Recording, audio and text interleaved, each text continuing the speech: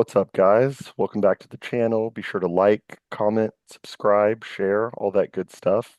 Thank you for joining SW and I, and clearly Jean-Francois Gariepy, for another episode of State of Affairs. Appreciate you joining, JF. How are you doing today, man? Doing great. Nice. I assume everybody, like I said last time when we did this, I assume everybody kind of knows who you are, but if you want to just do a quick intro for yourself, may not be needed, but always helpful. I'm a biologist. I'm the author of The Revolutionary Phenotype, a theory that explains the emergence of genetic layers, and I'm an internet thinker. Perfect. Awesome. And thanks again for joining. And SW, how are you doing today, man? I'm doing pretty good. How about you doing? Doing good, man. Yeah, so with the how do we want to start this? I guess with the rise of the Candace Owens, Ian Carroll, Charlie Kirk, TPUSA, um, mishmash, whatever you want to call it, that's happened. It really got me thinking, and this is an episode I've kind of wanted to do for a while. Kind of tracing back the roots of what I would now call conspiratardism.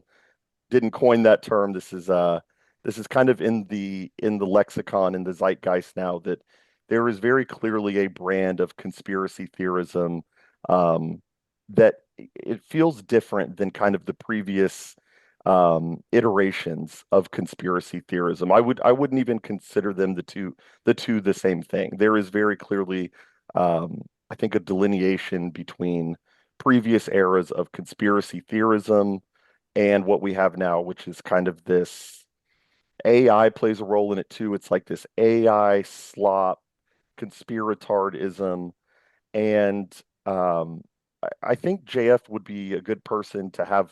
I thought you were a good person to have on this topic. I do consider you kind of an internet OG, kind of an unk of the internet, if you will. So you've been on the internet for a while, and I kind of wanted to know, I guess just to start off, like where, and maybe you never really considered yourself a conspiracy theorist per se in the past, but I'm sure you came across them. And what was kind of your first, not conspiracy theory, but what was kind of your first, like run-in with internet conspiracy theories? And did you ever really consider yourself, a conspiracy theorist per se? I first ran in with conspiracy theories was before the internet existed. And we have to remember that the history dates back to people making claims back from the 50s, 70s into extraterrestrials having encountered extraterrestrials or having some special information about hidden government programs. And many of these conspiracies, to the credit of the conspiratards, they came to be true. There were programs to manipulate people's minds, and maybe the conspiracies didn't get them all right, but they got the gist that some things are hidden from us, and that dates back to even before I was living. Now, when I was young on BBSs, before the internet existed, we were putting up together networks of computers and trading TXT, NFO files, and they were filled with stories and things about the government. And there were Alex Jones. Alex Jones probably was the first to take this whole kind of background noise that conspiracism was and to make it into a brand and into a series of documentaries, Bohemian Grove, that kind of stuff. And there's always a couple of ingredients that to this day survive in any conspiracy theory. A good conspiracy theory has a bunch of government people involved. They have something that they want to hide from you, and they want to manipulate you for some reason, or they don't want you to know something for some reason. I would say those are the base ingredients. Eventually, in the internet age, at first, conspiracy followed its course by elevating Alex Jones further as a streamer. He eventually became so big that he's among the greatest streamers of all time. But he also has, so for example, one of his lawsuits was about the Sandy Hook shooting and his mistaken statements about it. So we had the conspiracists where I've had a first check put on them for an attack on the leader of all conspiracists, who is Alex Jones. I wouldn't say that Alex Jones is as much of a conspiracist today as he was back then. But back then, he was kind of making his notches. He was growing and trying to figure out, how do I use this energy? Because clearly, what everything from Alex Jones to QAnon to Candace Owens show us is that there is a massive amount of energy there. There is popular energy. It triggers people. There is a lot of super chat business. There's a lot of people willing to buy these supplements from Alex Jones. Whatever is the era in which you look at, there's money, there's interest, and there's also governmental worries and institutions wanting to shut those movements down. Eventually, the era of the internet allowed the eclosion of a new form of conspiracism. And the first time I was shocked by it was in the era of the first Trump election, the 2015 to 2017 moments, where a lot of mixed in information that was true came to support conspiracism. So you had the WikiLeaks release, which was extremely important.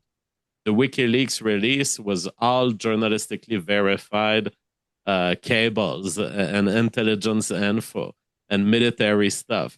And the emails of John Podesta came as part of those releases, which really gave us a look into the back into what happens behind the scene, which fomented even more conspiracies to this day, some of them unverified. But it rose into something, all of the good energy back then, some of it rose into, of course, electing Donald Trump. Arguably, the WikiLeaks releases were important to the election of Donald Trump and to the creation of the mood then. But people who want to look back at this moment and laugh at it, they often will highlight Pizzagate. And Pizzagate is one of those massive bottom-up driven, from the people of the internet driven conspiracy, in that it's a bunch of people on 4chan Yes. that started to make links between, oh my God, John Podesta has emails with this guy. This guy is also in a pizza shop bragging about enslaving children for his sexual pleasure. And Well, and I people are think that with him making. when they had the guy stroll in and shoot the computer, that was like, I think that made the whole situation a lot weirder. Yeah, so eventually that culminated, but that was after months of internet investigation, Mhm. culminated in some guy deciding, I'm going with a shotgun to the pizza shop, A guy Pizza with Comet. a guy with an IMDb profile, by the way. He was an actor with an IMDb profile and a whole filmography of films that he was involved with. Okay. Yeah, yeah, I think you're because that was going to kind of be my next question was like what was the line where it kind of shifted from, wow, this is a pretty interesting thing that could be true, to what we have now where there are just unverified claims. There's no, for all the claims, I think we're going to use her as an example for a lot of this, but with the things Candace Owens is saying, there's no released files or released cables that she uncovered or something that are verifying her claims. Um, so like you're saying with the Pizzagate stuff, I mean that's memory unlocked right there. That was kind of my first real exposure to Twitter and 4chan. I found myself in 2015 and 2016, and this sounds, whatever you want to make of it. I was up at 2 a.m. scrolling the WikiLeaks, looking for the keywords pizza, Domino's, maps, and Hot dogs. hot dogs. I mean, but it was so satisfying because you knew that there was something there, and it did make you feel like they said with 4chan, like you were a part of a centipede or something like that. You were a part of a larger movement. And that's something that I just don't see anymore. And I think you could maybe attribute this to the internet becoming universalized. You have a lot more people on the internet that are not internet savvy or not a part of a community. They just kind of log in and and digest their daily conspiracy theory, and they keep it moving. But the Pizzagate stuff was it was very oh, did we lose JF? Oh, there we go. I'm here. Oh, sorry.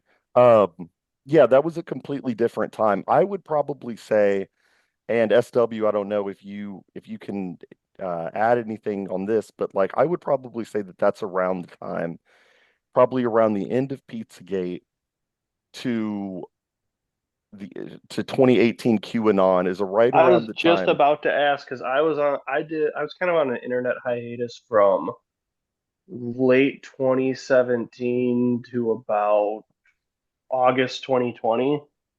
So I had heard about kind of the Q stuff, but I was gonna ask you guys to kind of let fill me in on what because to me it seems like it just kind of popped out of nowhere. So I didn't see how that came up, but I can see how it's like the natural progression from Pizzagate.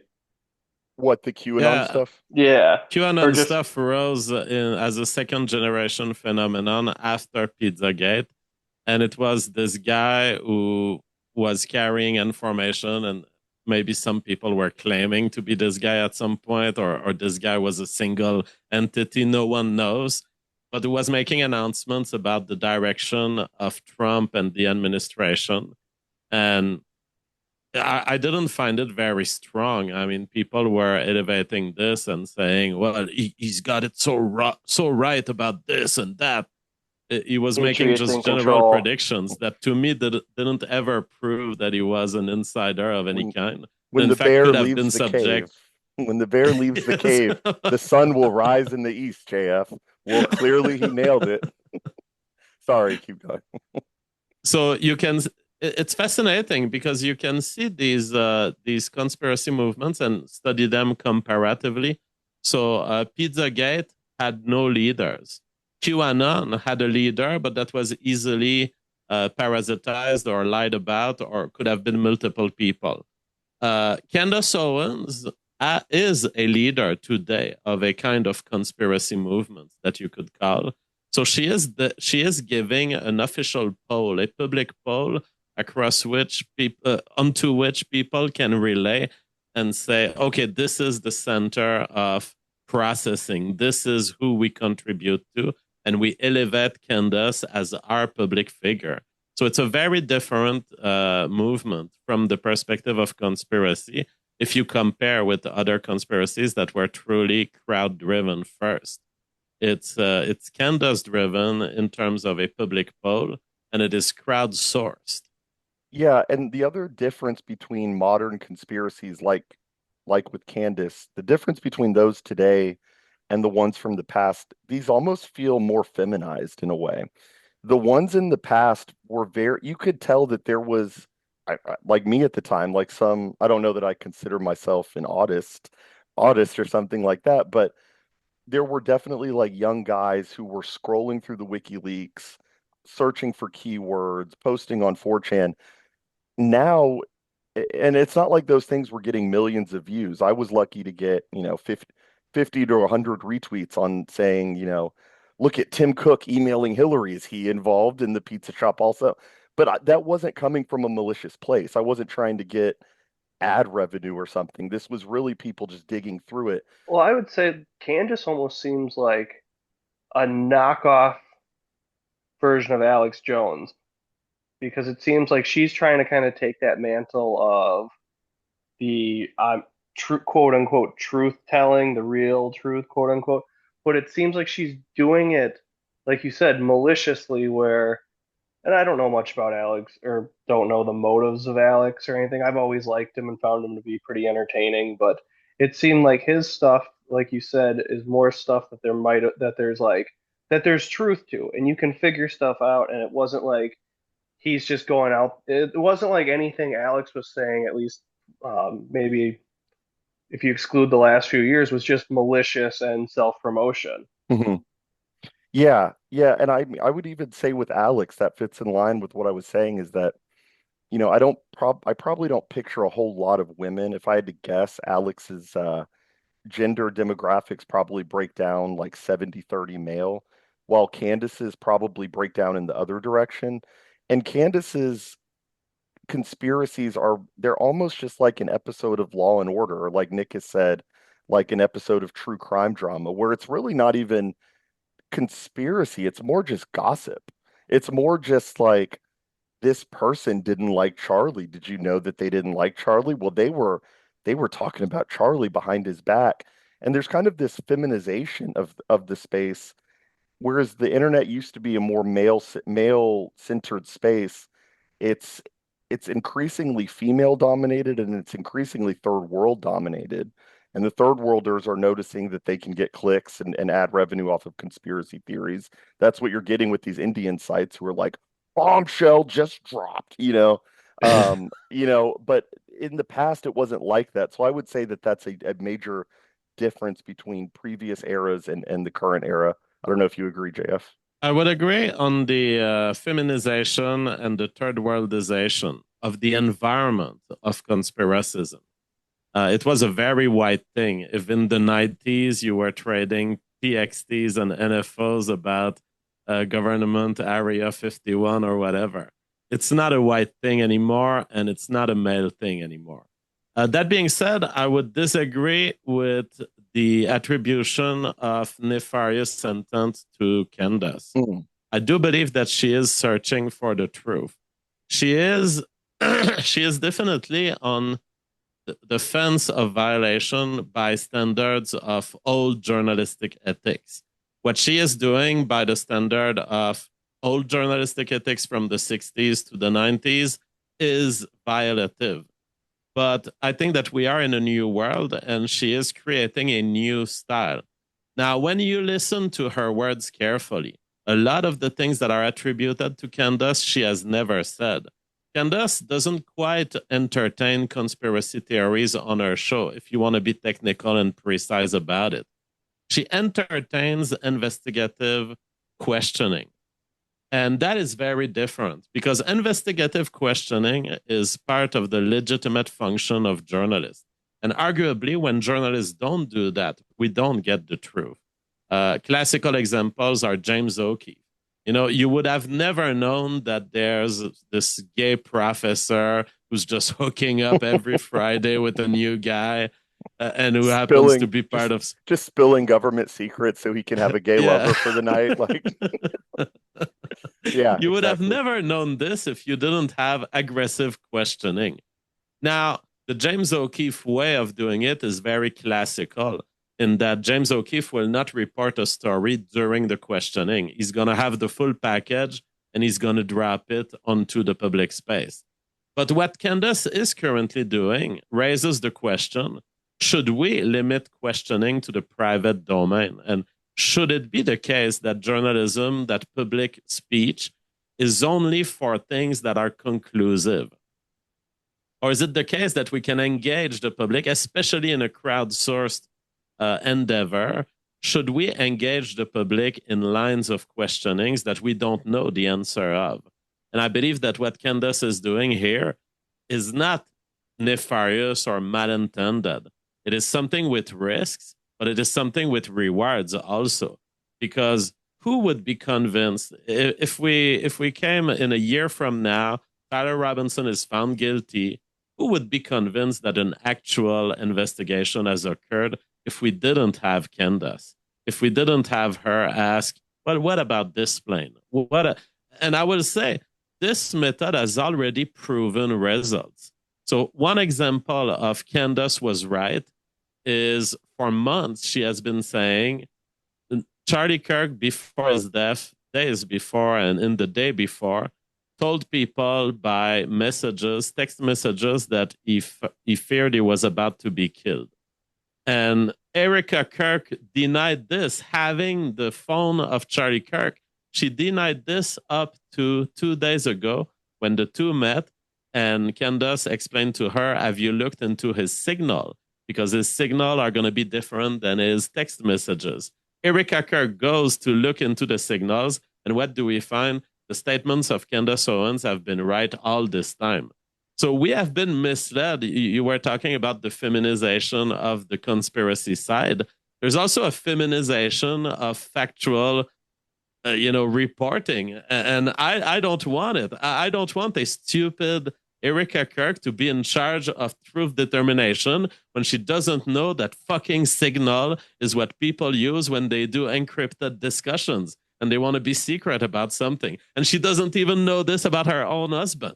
Good point. So Yeah, the Candace being public and pushing led to this meeting, led to Erica to be forced to recheck, and eventually led us to the truth.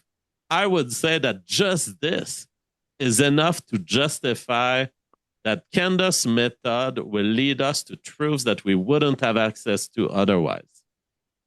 fair point. The only thing, I don't know even know if this is a pushback really. The only caveat I would add is that when you're saying she's telling her audience, she's kind of giving an investigative uh, feeling to everything and telling her audience to ask questions.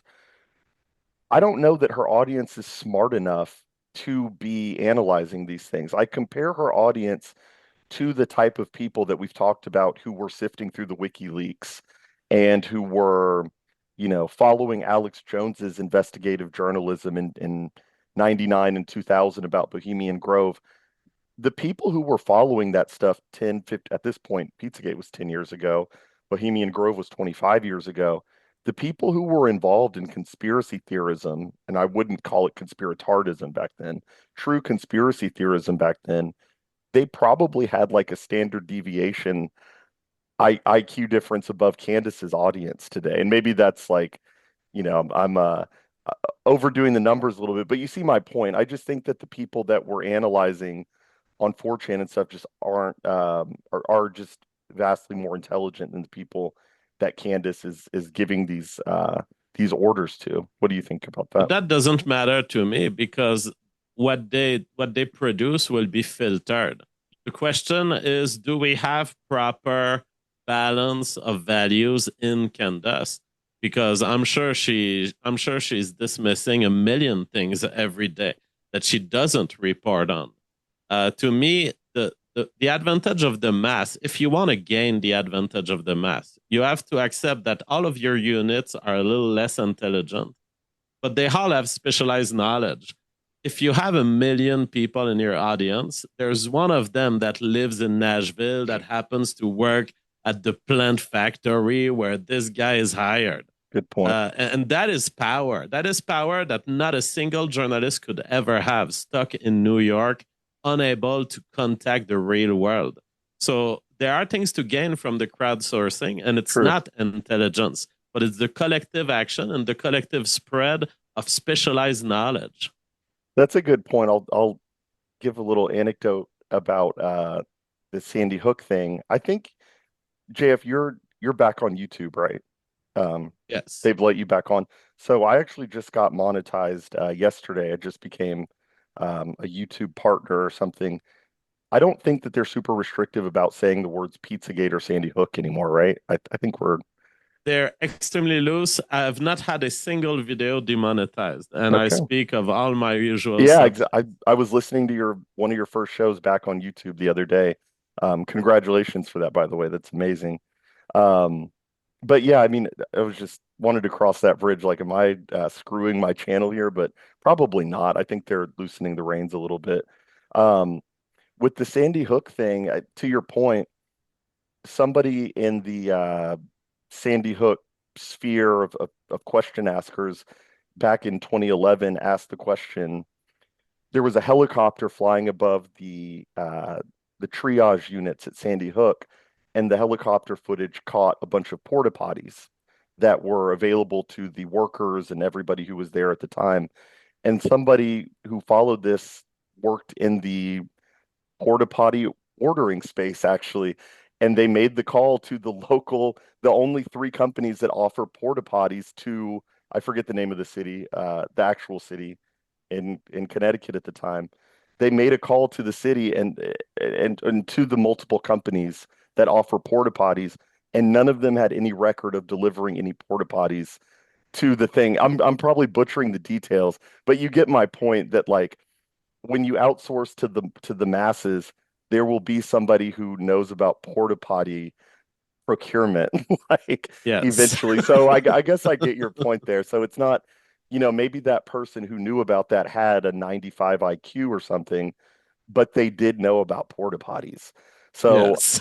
fair point. I think that's a good point. Um, yeah, I mean, SW, you may have a different answer than me, but I've talked about this with Richard before. Um, that I think the first, because you can't really disentangle the modern conspiracy theorism from the internet. I know what you're talking about, like sharing TXT files, and that's before my time. My entire conspiracy theorism knowledge comes from like the internet days. And I think the first one that kind of offered like the mass proliferation of mass conspiracy theorism was a documentary called Zeitgeist. Are you familiar with that from I back in the remember day? hearing I am. about that when I was in high school. And I think Molyneux even did a debate with Peter Joseph, the Jewish filmmaker of the Zeitgeist documentary. That was kind of the first thing that sent me down that path, and that was in 2008 or 2009, around the same time. What's really funny about that is all the people I knew who were pushing that movie back in the day are all the most vocal party line Leftists. Democrats I've ever met. That was what I was getting at, That's what they turned into. was that conspiracy theorism not only used to be male coded, but it used to be left wing male coded, actually. Like the idea that the government faked 9/11 so we could grab the oil, and there was no rigorous analysis of Israel or something being involved with 9/11 or something like that. Do you also see, JF, a kind of, and I think maybe Scott Greer has talked about this actually, but the idea that conspiracy theorism has become um, kind of right wing coded now. Right wing, it's become feminized, third worlded, and right wing coded, as opposed to in the past, it was white, male, left wing, high IQ male coded. I think it's partly, I would say, yes, partly that's a proper description. It's probably due to phenomenons of self selection of who would enter the conspiracy space. And if you're in the 90s and it's like 1 out of 1 million people may have been interested in conspiracies, now these days it's more like 20 to 50% of the population could qualify as interested in conspiracies. So that's a very different segment of the population. So probably what was selective at the beginning ended up being less and less selective. And it was selecting for the kind of artist with extremely open-mindedness characteristics in his psychology. Um, I would say one aspect that I see across all these eras of conspiracism is the void left by the lack of explanation. It's like there's two worlds. There, I can go to Candace tonight, and I know I'm going to see a human being who speaks to me from their art. I don't get this when I have FBI press releases. And I don't get this when I get Cash Patel into a fucking mic, even. It's I want to feel that I have a high IQ person who's processing all information justly and honorably and who's trying to give me their best take. I don't get this from the government, and across all those eras, you see a total failure of the official voices to actually engage with the low level questioning and also come up with a consistent theory like Candace Owen has been asking. Give me your reason why you're sure Tyler Robinson is the shooter, other than the police said it. And she's right about this. You know, we would like to see much more evidence than what we're seeing. Right. And it's so funny with the cat with the his name is Kashyap. His name is Kashyap Patel. And I see the same thing with Dan Bongino. What's so funny is that these people were conspiratards themselves. So we've done this thing where not only do we not, we don't want to hear the explanation from Cash Patel, but he was put into the position of power that he is because I would call him and Dan Bongino's Yeah, wasn't he mentioned approach. in the Q stuff? Who, Cash Patel? Or Cash. I'm I not thought, sure, was he? or I don't know if he was one of those names that people It's not mention, possible. like that was thrown in there as like he's one of the guys, the Patriots in control type thing. Oh, yeah, I could imagine that. I could imagine that. That I Because mean, like I think that's how I had first started hearing his name back in like 2020. I heard of him as like this kind of uh, podcaster type person, or maybe I'm conflating him with Bongino, but they kind of come from that same milieu of like, I used to work in the feds, and I'll tell you that all this stuff is happening. It's all happening, and if I get in there, I'm gonna throw him in the slammer.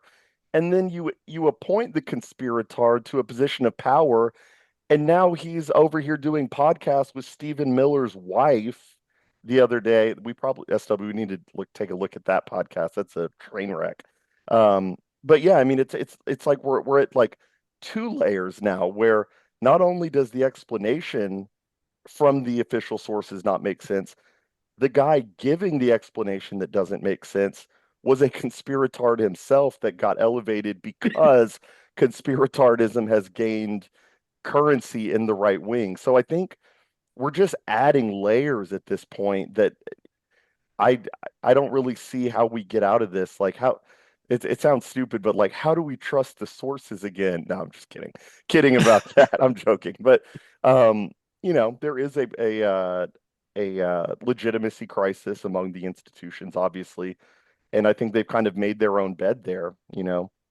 Um, Absolutely. When they announced COVID, I said the biggest casualty of COVID will be the expert class. And you have to give it to the conspiracist. If you had the heuristic of saying everything that the government ever tells me is a lie, you wouldn't be wrong most of the time. So right, right. you have to grant it that if you had just this heuristic, you would have gotten out of COVID unharmed and unvaccinated. Exactly. Like if you had those kind of odds in Vegas, you may walk away a millionaire. Actually, like you had a pretty decent hit rate, actually. So I think that's perfect. Is I kind of wanted to move on to the COVID aspect of this. Um, so the way I see it is that conspiracy theorism used to have kind of a high barrier to entry. You used to have to know how to use the internet. You would have to know where to find the WikiLeaks. You would have to know what to search for with keywords. You would have to kind of be on 4chan. Now, all you need to do is subscribe to Candace Owens and click a button, and you are plugged into being red pilled, basically. Um, the way I see it is that there was a very high bar to entry in the days you're talking about before the internet. Internet created a very low bar to entry that flooded the zone with a lot of people that may not be true believers, but it was interesting and it sent a chill up their spine and they were like, whoa. Then the tech companies cracked down on conspiracy theorism from about 2020 to 2023. You could probably correct me on those exact dates, but they cracked down. And now we have a re-lowering of the barrier to entry, and now it's being flooded again. Um, I think the mass, and I wanted to ask you and SW this. Do you think that I think it's an obvious yes, but do you think that COVID kind of it created a critical mass that could no longer be ignored of people just asking questions or whatever? It flooded the zone. Do you think COVID was kind of the tipping point of modern conspiratardism? I Um, do, but I also think it took it in a different angle where I think it solidified conspiracies being more right coded than left coded because it's kind of more like it seemed like there was a true divide where people who lean more right leaned into the coke, leaned into like more conspiracies with it. And that's when a lot of people who might have been huge fans of that Zeitgeist film and all the kind of more left coded conspiracies of the past all kind of turned to just trust it, trust the experts, mhm. trust, like, don't question everything's like, don't question anything. But I do think that Yeah, I think it broke a lot of people's brain in a sense where a lot of people are chasing that high. And like we always talk about this, how every few weeks there's a whole new conspiracy. The diesel shortage, Target's putting more curbside pickup stalls in their parking lot. That everything kind of just it's like they're chasing that high, almost like they want a mulligan, or it's either they want a mulligan or they're chasing a high. I And think that they're chasing a high is totally accurate. I think the high, for a lot of people, COVID was kind of a culmination of all of their beliefs happening at once. it kind of mains. It was the first time there was like a mainstream like, oh my God, we're right. Look what happened. Everything's crumbling. Like actual like you didn't have to put on the they live goggles to see it type of thing. Right. And even Alex Jones, a lot of the conspiracy theories that he would espouse back in the, mid to late 2000s were about the FEMA death camps and about they're Oh gonna yeah. they're building the FEMA death camps on the side of the road. I saw a shipping container and that's gonna be your home. And I think for a lot of people, COVID was kind of like the manifestation of that. Even though Alex never said anything like there will be a disease that will, and maybe he did, but that's not what I view as a part of the lore at all. Alex never said there's going to be a disease. He just said they're going to round you up in FEMA camps. But I think people read into COVID and said this is true, and I think it lowered the barrier to entry in their brain for a conspiracy theory. So, JF, I do you like the think? idea that there might have been a pivot toward right coded, as you call it, because COVID. Because COVID was fundamentally a leftist enterprise. It was favoring the leftist medical establishment, a bunch of university educated liberals with stock options in the pharmaceutical sector. And it was using the state for some sort of medical fascism. So, in a way, all these things are left coded. And if you're going to have a conspiracy theory to protect yourself against this, it's going to be obviously coming from a government resistance right wing standpoint. But also, let us note that the COVID campaign, in terms of a psyop, if you want to think of it that way, was fundamentally an anti Trump psyop. It was something that was pulled against the first Trump presidency Mhm. with I think it too really and much good economic results. Sorry, that what? I've all oh no, I was gonna say that's one thing I've like fully agreed with, and I remember when it first started, I had said to somebody, this was like their desperation move to try and because there's no to try and stop Trump because there's no way he would have lost in 2020 without that. Right. And I Yes. remember that big New York Times spread where they listed they said 1 million dead and they listed the names of all the dead, like 100,000 dead people in like tiny print on the front page of the New York Times.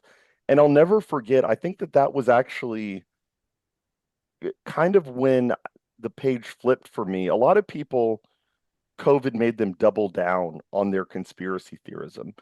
For me, it actually had the opposite where I remember I looked at the seventh name on the list. I picked a random name, not the last name, not the first name. I picked the seventh name on the list of people they said who had died from COVID. I looked up their obituary. They had died in a motorcycle accident. And that made me go like, okay, so I'm either being lied to by the conspiracy theorists, so-called, or I'm being lied to by the mainstream. Now, in that case, I was being lied to by the mainstream, but that did actually make me start to kind of like question the questioners a little bit. So I'm a little curious, like JF, what did COVID kind of did it confirm? I don't want to label you a conspiracy theorist. I think you're just like a truth-telling guy. But like did it confirm or not confirm a lot of your Well, ideas? it confirmed my ideas very solidly, which were already emerging. Just to tell you how far that dates back, I was seeing an overreach of government in the H1N1 crisis.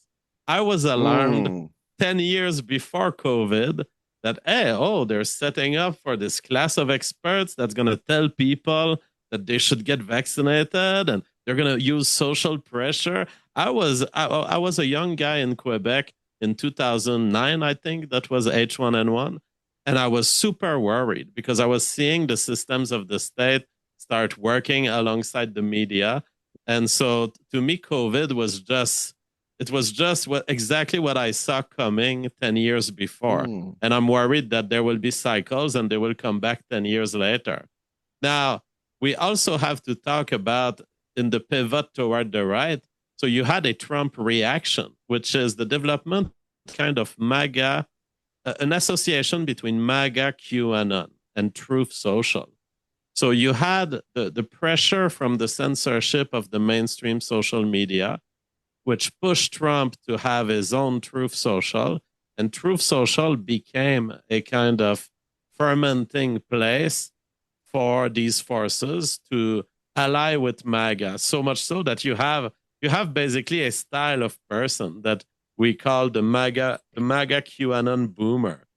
He's gonna have some hat about liberty. He's gonna have stickers on his car, and he's telling you to buy gold. He's gonna have completely disjointed beliefs too. He's gonna believe in gay marriage, but also like the liberals want you to be gay, but I want him to get married.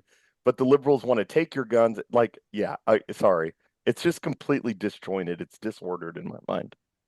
Absolutely. So, I mean, there's this segment of the population that was captured by this whole movement, and they're here to stay. I mean, to the extent that they're not going to die soon. It's a relatively old. I mean, I would say the average age is not like early internet youngsters. Right. I would say the MAGA boomer type may be between 40 and 65 or even more. But it's a segment of the population, and they will continue, and they don't really have an epistemological process, which is my only true critique of this whole thing. I think that the energy is great, and if it drives truth finding, even if it gets it wrong 90% of the time, I would still be satisfied because you can discard these random truth social boomers if they're wrong. And you can take what they find to be correct. You can take it as facts that you wouldn't have known otherwise. So I'm happy the whole phenomena exists, but I think the energy is very poorly distributed because when you start entering into the very detailed Charlie Kirk stuff, and I spend my days doing this. I mean, it's been months now that I spend every day just doing that. The trapdoor theory, the camera in the back theory, all of this were extremely unproductive directions.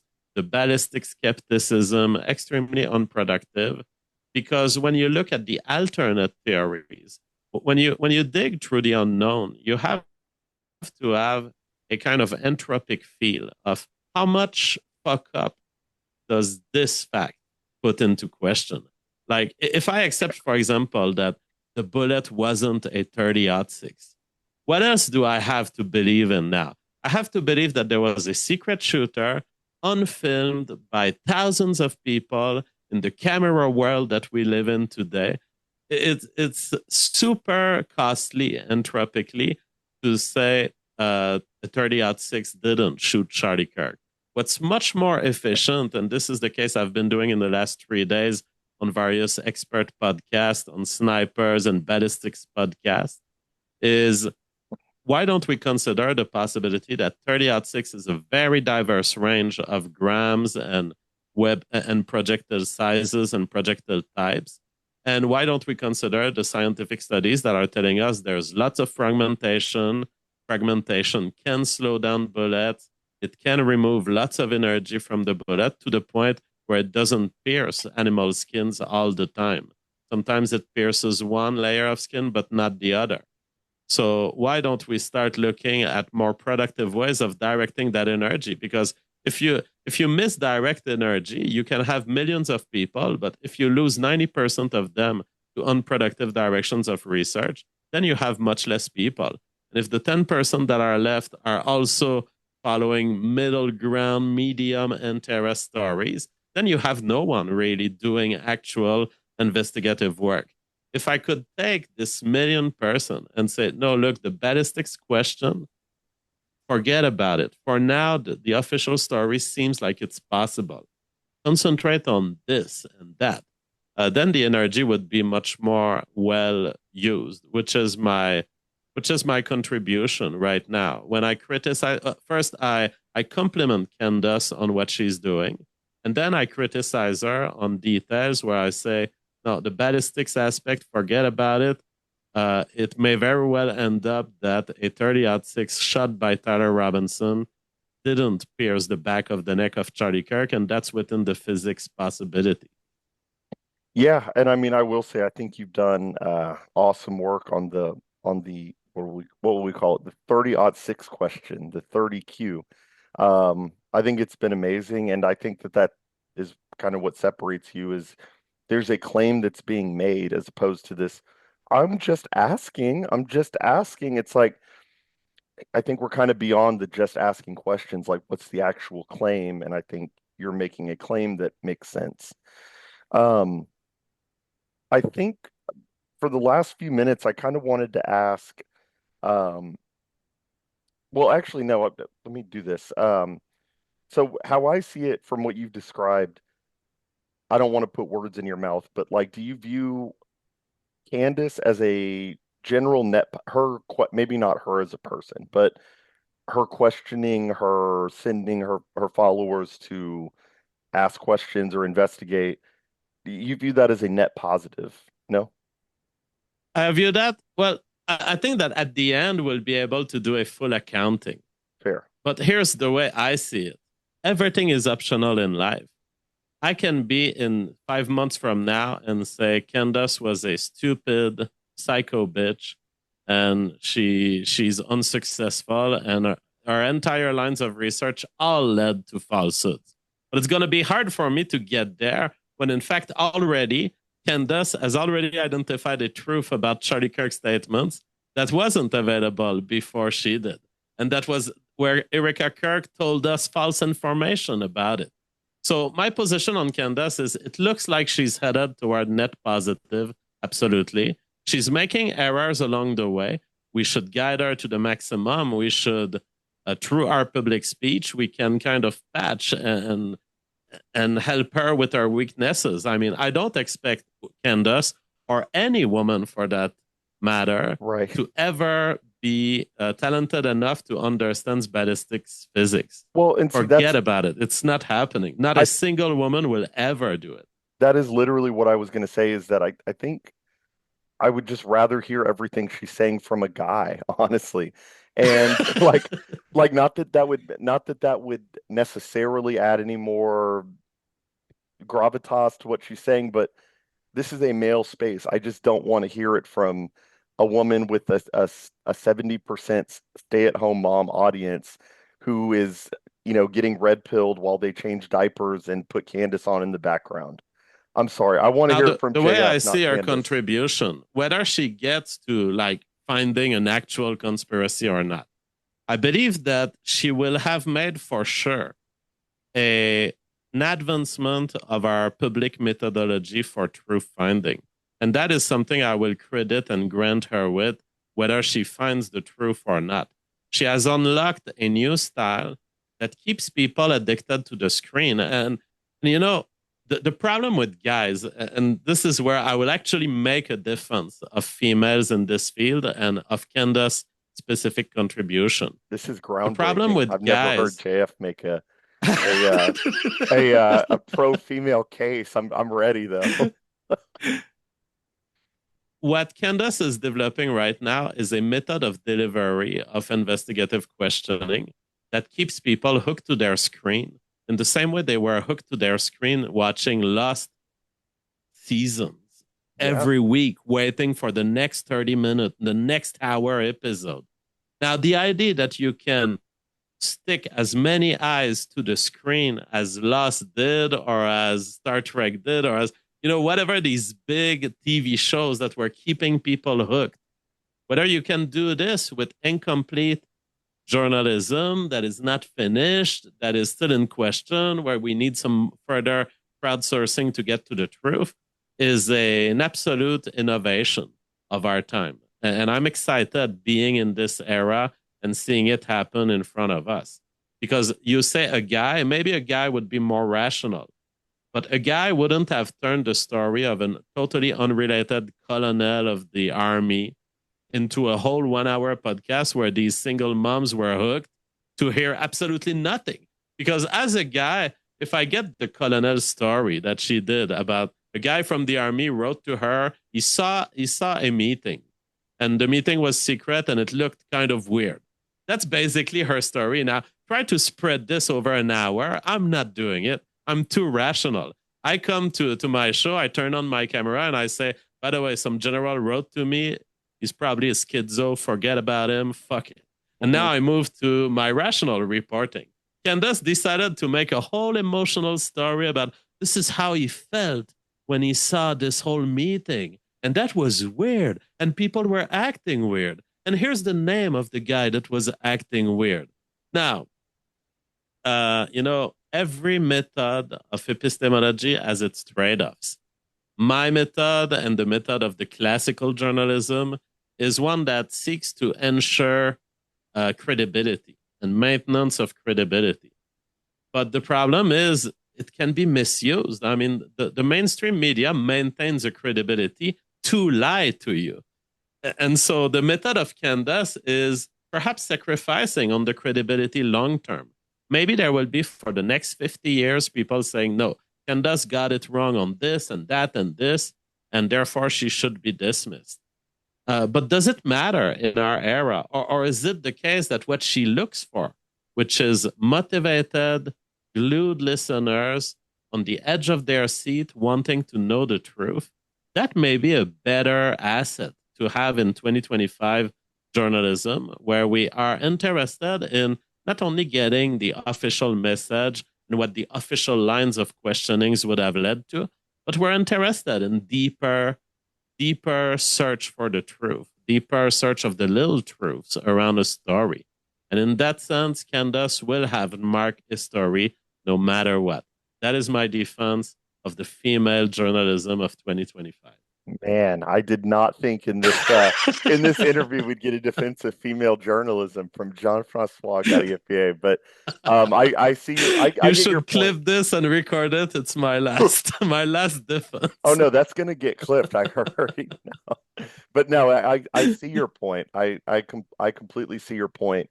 Um, I see your point in a vacuum. My problem is maybe not with Candace, maybe not with the Charlie Kirk TPUSA thing specifically. So in a specifically with Candace, I see your point. And I think SW will have something to add here because I think this is what we've talked about on our show a few times.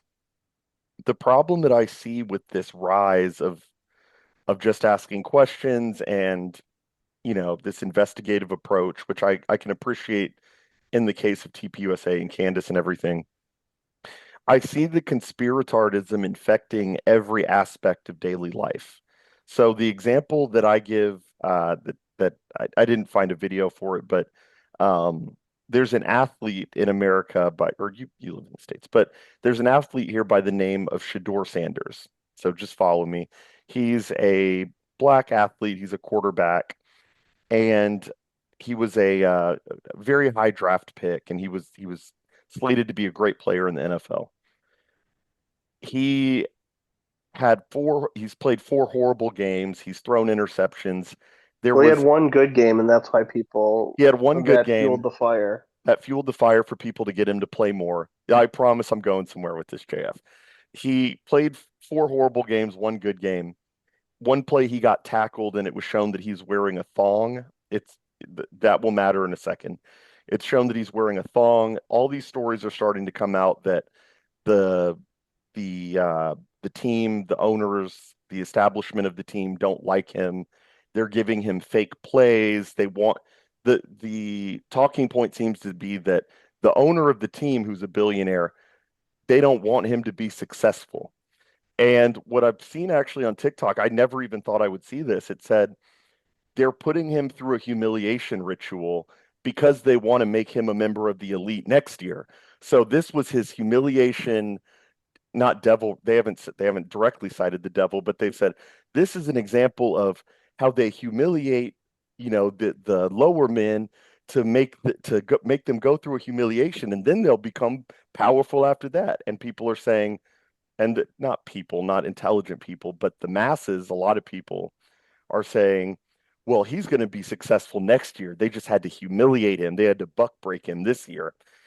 And from that to, look behind me. I'm a Catholic, obviously. Um, I see that even in serious fields like Catholicism, where people think that the Pope, the chair of St. Peter, is actually absent. It's sede vacantism. The chair of Peter is vacant because the Pope isn't right wing enough, and the Pope hasn't said we need to start a new crusade. So therefore, the Pope was put in place by the Jews, and it's a play to bring in Catholics, but actually taint the faith and make it universalism. It's like, look, man, at a certain point, not everything is a conspiracy theory. And to your point, Jeff, point taken about Candace, I'll grant you that. But do you see a kind of you get what I'm asking? Do you see kind of this again lowering of the bar, letting everyone into not Catholicism? Well, Catholicism it is almost feels universal. like a coping method for a lot of people. How do you mean? Oh, well, how they cope with kind of the monotony of life. Yeah, I mean, you That they do have, want to yeah. believe that some things just aren't what they are, and that they need some crazy answer, like the Q stuff, like everything will be proven and will be saved, kind of thing. Yeah, and I mean, you do see that. This is getting to a question, I promise, JF, but you do even see that with even on the personal level with women, getting back to the feminization of conspiracy theorism. You know, you see a lot of this on TikTok that women say that they were almost kidnapped today. They were at the store and a black van pulled up next to them and they almost got kidnapped. And it's like, you do see the conspiracy theorism in different shades, granted, and there were a couple of videos I wanted to show you after this that tie into that, but you see it in different shades, granted, but you do see a conspiratardism kind of like seeping into everyday life. And I was wondering if you saw that too, and if that would give you any pause on the proliferation of conspiracy theorism. I think what you're describing is an important element of conspiracies, which is intentional attribution. And I would say theory of mind heuristics, which is like you're stuck with a set of observations and you're like, wow, it would all of this is very weird, except if there's just a guy who's very evil and he's making all of this thing at the same time. There's a point at which you observe a certain amount of things in the world and you cross the intentional threshold where you're like, this can only have been or is much more explainable by an agentic mind that wanted all of this to happen. And the intentional heuristics of that sort are very often mistaken. But it doesn't mean because they're fundamentally mistaken, it doesn't mean because there's not a big master behind the veil that's controlling all of it, that they are useless. Because Mm. very often, what an intentional heuristics will allow you to do, it will allow you to collect other empirical evidence that you wouldn't have seen otherwise. So if I start with the idea, look, there seems to be a war against white people. Uh, okay, well, is there a master of this war? Not technically. There's a bunch of people who are they have various degrees among a continuum of hatred against white people. But suddenly, with this heuristic, I start seeing everything. I start seeing the bird pill. I start seeing the anti-white New York Times article. I start seeing the climate change discourse around "don't make babies or else." And suddenly, all of this makes sense. Subscribe to the heuristic without, and sometimes you can pursue that heuristic of the theory of mind without even believing it, but thinking this is a model that will guide my empirical gathering, and it will guide how I understand the totality of the attacks against white people. Now, you mentioned this leads to there's a lot of false attribution of theory of mind. this whole idea of the footballer who they wanted him to fail. That's kind of the Colin Kaepernick story, right? Yeah, I yeah, don't good. know. No, So that's correct. Yeah. so yeah, and you see this a lot in the black community. There's lots of black conspiracism that is kind of I, distinct okay, from the white one. I apologize, but those were literally the two videos. That's why I love doing shows with high IQ people because you could already see where it's going. So I'm just going to share my screen really quick. This is what I was going to end with, but I'll let you keep going. I just wanted to kind of get your take on kind of this because there is a whole genre of this kind of stuff happening, and this ties into AI actually. In the same way that the boomers have kind of been one-shotted by AI and fake ads, you're seeing the same thing with black people.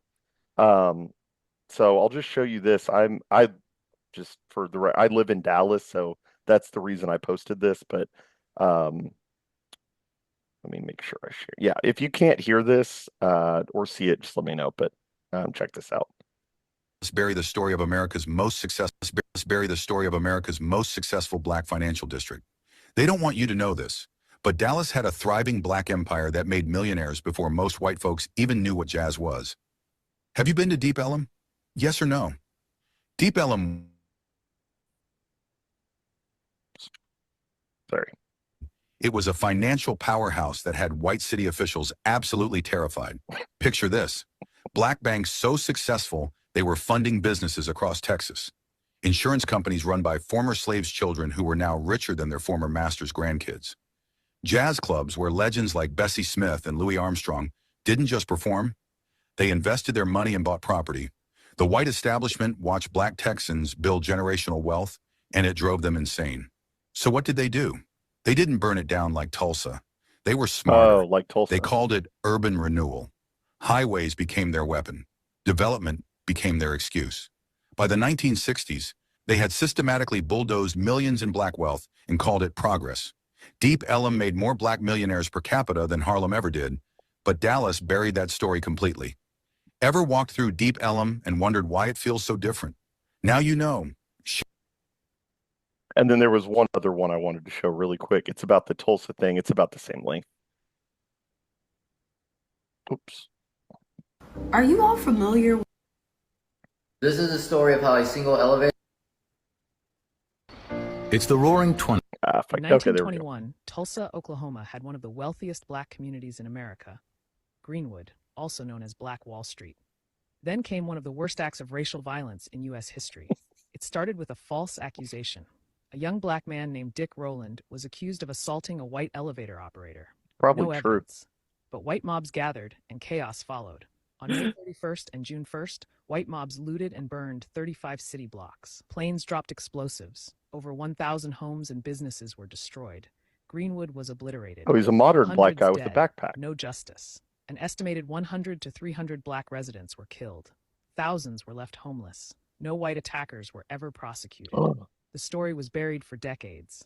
The Tulsa Race Massacre was left out of U.S. history classes for nearly a century. Only recently has it been publicly acknowledged, and still, many Americans have never heard of it. History matters. Share this story.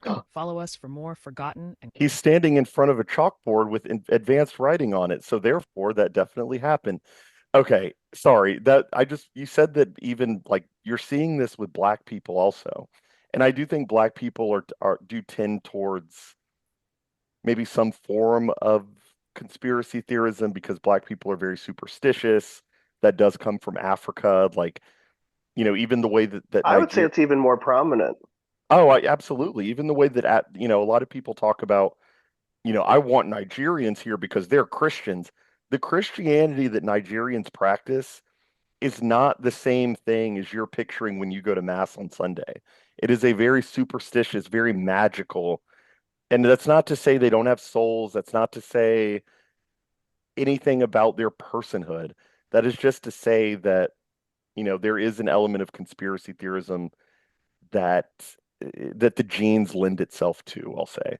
So yeah, I'm sorry, Jeff, but to cut you off, but you see what I mean about even this AI in relation to race stuff, because all those pictures and videos that it showed obviously are AI. your average black person, and I've talked to black people like this, watch that video and they almost even subconsciously think that the pictures and videos shown in those two videos are like historical footage. They're like, there was a black guy with a backpack and then they kicked him out. It's just like Floyd. So yeah, you're seeing a lot of that, and I think it's seeping into every aspect of daily life. Absolutely. AI is mastering the delivery of content to please what you want to hear. And that has advantages and it has disadvantages. It's going to create individualized realities. If I ask AI, what about my theory of the ballistics? AI is going to make a superb argument how it's entirely possible that Charlie Kirk was shot by a 30-06. But Chris Martenson goes and has a contrary view to mine. He asks AI, and he's like, no, AI is telling me that it's entirely impossible. Right. Well, there you go. You have the final loop of human satisfaction, which is we've been having a kind of unofficial role of journalism as being the centralization and coordination and harmonization of knowledge about from different units of society. Now the units can be fragmented because there can be 100% of black people in North America could believe that Oklahoma City video, and I wouldn't hear about it because it would be kept into their network and it would be their beliefs about what happened with America. So you have different, but I think we have to distinguish between two very important concepts of knowledge so that we understand, and this could be my final comment, so that we understand what's good and what's bad. What a lot of people are worried about with the Candace stuff is the mass of effective knowledge. Like if I look through the whole population, how many people are deceived? How many people are following Candace's show and as a result, developing false beliefs in their head? That is what you could call mass epistemology. There is also elite epistemology, which is for someone who's actually wanting to find the truth. Do they have more knowledge or less knowledge? And what I care about, when I say that the crowdsourcing of Candace, there's some good in it, it's from the elite epistemology standpoint. That is, I got to learn stuff that I know 99% of people are not going to learn it, or they're going to learn it all in reverse, or it's going to lead them to extrapolations and they're going to be wrong about it. But I don't care about this. I care about what I, as an elite of knowledge processing, I get more information from Candace than the FBI right now. And so, yes, it's good. It's good for me. Now, the reality of life and physics is that you always create more trash than what you are. And at the end, you are trash too. Like, consider maintaining a human body or the human body of a family of 5. You're getting out 5 trash bags a week. 5 trash bags that are actually bigger than you sometimes. That's just the amount of crap that you produce in the world, not even including the heat, the farts, the shit, the sewers. The carbon emissions, so much, let's say. Yes. So let us consider mass epistemological fooling as the shit of the human body of elite knowledge. Let us consider that it is the cost we have to go through so that we get a little bit more of an investigative process being done properly for us. The rest of the shit, it's gonna stink, it's gonna pollute, and so be it. Very well put. I think that is a very prescient way to probably wrap this up. Yeah, I think we covered everything. I think we covered the rise and maybe some of the understated usefulness, maybe of the what we would call conspiratardism. Yeah, I see your point. SW, anything you wanted to add at the end? I think we'll probably wrap up here. That's all pretty spot on. Yeah, that introduced at least a new way of thinking to me, so I do appreciate that, JF. Thanks for having me. Absolutely. Do you want to tell people where to find you? And just in case people have watched this long, where can we find you? You can find me on YouTube, JFG Tonight, or you can buy my book, The Revolutionary Phenotype, on Amazon. Fantastic, man. And then to follow SW on Twitter, Snowmed34, SNOWMED34. And I'm Jordan B Videos on Twitter, JORDANBVIDE0S. I hope you guys enjoyed, and thank you so much again for joining us, JF. Bye bye. All right, bye. Have a good one. Later, SW.